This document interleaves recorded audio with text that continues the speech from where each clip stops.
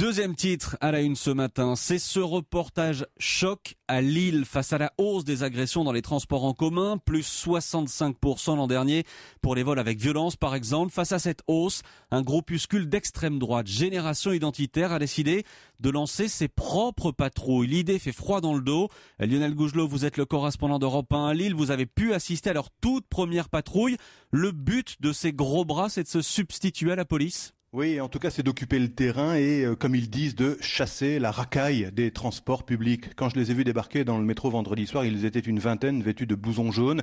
Ils se déplaçaient en groupe de station en station en expliquant le pourquoi de cette patrouille de sécurisation aux usagers. Donc sur la base de l'exemple des voisins vigilants, nous on veut créer un collectif de la jeunesse vigilante. Parce que finalement, si dans les rames de métro tout le monde était solidaire, métro quoi. Les transports en commun en général, métro, bus, voilà. Après, on n'est pas là pour se substituer à la police. Et pourtant, on a bien l'impression que c'est ce qu'ils font dans ce type de patrouille qui, vous l'imaginez, interpelle forcément les voyageurs. C'est un problème de société. Si les gens étaient plus solidaires entre eux, il y aurait beaucoup moins de délinquance, il y aurait moins d'agressions aussi. C'est pas 2-3 branleurs qui feraient la loi. Des policiers, il y a des militaires qui patrouillent.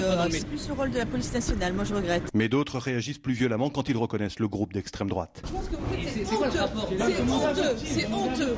Allez. Éric Quiquet, l'élu en charge des transports à la communauté urbaine de Lille, a demandé à la police d'empêcher ce type de patrouille. On n'a pas besoin d'une bande de guignols pour sécuriser le réseau de transport public. Certains se font des mauvais films, jouer avec les peurs, jouer avec les fantasmes, mais c'est le métier de l'extrême droite.